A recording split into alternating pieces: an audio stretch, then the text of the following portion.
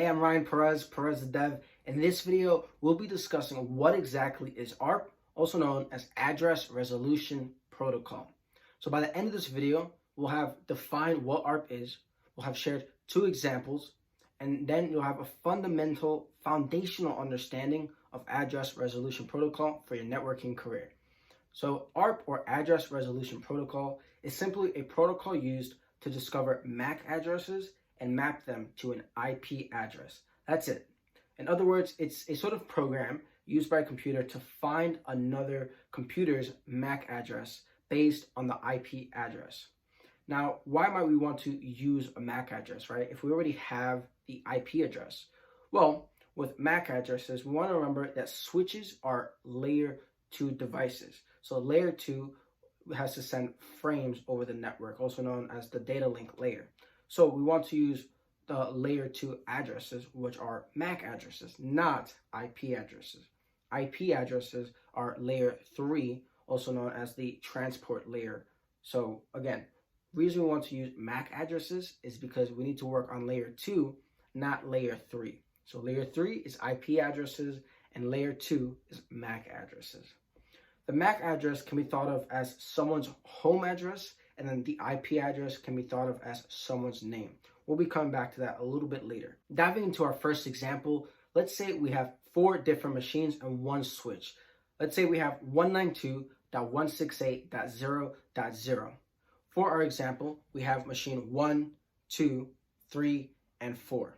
We have 192.168.0.1, 192.168.0.2, 192.168.0.3, and 192.168.0.4. I'm just going to refer to them as machine .1, .2, 3, and 4, so I don't have to repeat myself so many times. Now, let's say with machine 1, we want to send a frame over to machine 3. But remember, we're on the layer 2, so we're going to be sending, we have the IP address, but we're going to be sending a frame over a switch. So we need that MAC address. So what machine 1 does, or machine .1 does, is it says, hey, who has the IP address 192.168.0.3? And so now it sends that message asking, hey, who has this address, the .3 address, sends it to the switch, and the switch then broadcasts that message out and floods each of the interfaces. So it simply asks each interface, hey, are you 192.168.0.3? So it goes to from .1 to the switch, then from the switch, it goes to .2. It asks, hey, .2, are you the .3 IP address? No. Hey, .4, are you the .3 machine address? No, I'm not. Hey, .3, are you the .3 IP address? Yes, yes I am. So the 192.168.0.3 address sends a response back to the switch saying, hey, I'm the machine you're looking for. That's me. I'm 192.168.0.3. So it sends the MAC address back as well, saying, hey, I'm the machine and here's my MAC address. So it sends it to the switch, and from the switch, it gets sent to the 192.168.0.1 machine. I know it's a lot of numbers, but the concept is the main idea. We start with our first machine looking for a MAC address. The switch broadcasts it out to all the different machines, and once we find the machine with that specific IP address, that machine then sends the MAC address back to our original machine. So now for our second example, just to keep things a little simpler because the numbers might get a little confusing, I have these 4 books right here. We've got Abraham Lincoln, we've got Larry King, we've got Albert Einstein, and we've got Elon Musk. So let's say we have this data right here. Abraham Lincoln wants to go ahead and send this envelope with this message over to Albert Einstein. But Abraham Lincoln only knows their names or their IP addresses. He doesn't know their MAC addresses or their home physical addresses. So he asks, hey, which one of you are Albert Einstein? Hey, Larry King, are you Albert Einstein? No. Hey, Elon Musk, are you Albert Einstein? No. Hey, Albert Einstein, are you Albert Einstein? Yes, that's me. So Albert Einstein then says, hey, I'm going to send you my mailing address so you can send me this data. So now Abraham Lincoln has the mailing address or the MAC address to send his envelope, his data, his frame over to Albert Einstein.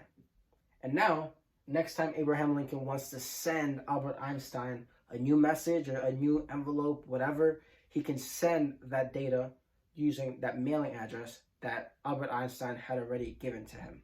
Now, I know it's a little bit of a far-fetched idea, but it's the same concept. It's all about updating your information with the new information you've got.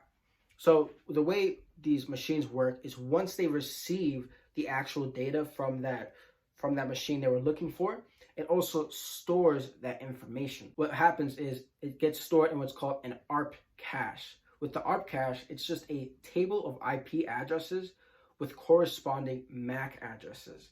So that 192.168.0.1 machine stores the .3 machine's IP address and associates it with the MAC address. So to review really the big picture, we have Computer 1, which will look at its Arp cache, which again is our internal list to find Computer 3's IP address has a MAC address associated with it. So it actually saves time for the machine. So Computer 1 will send a broadcast message to the network asking every device on the network which computer has that specific IP address. The computer that has the matching IP address will then respond back and update Computer 1 with its MAC address. And again, it gets stored in the Arp cache, which is just a table of IP addresses with its corresponding MAC address.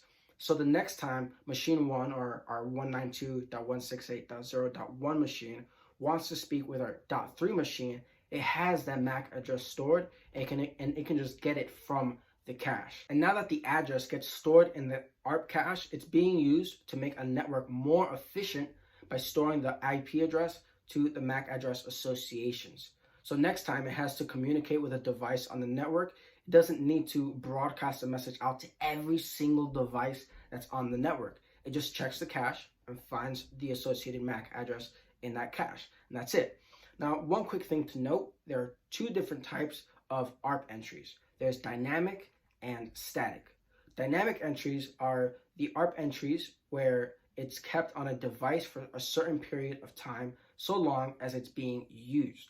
A static ARP entry is when someone manually enters the IP to MAC address association using the ARP command utility tools. So there's the two differences there. So again, we have our dynamic entries and we have our static entries, our two different types of ARP entries. So that's really it for our address resolution protocol. Again, it's simply a protocol used to discover MAC addresses and then just map them or associate them with an IP address. That's all it is, address resolution protocol or ARP. I truly hope you enjoyed this video. If you did, please make sure to like, follow for more. Feel free to comment if you have any questions down below. And thanks for watching.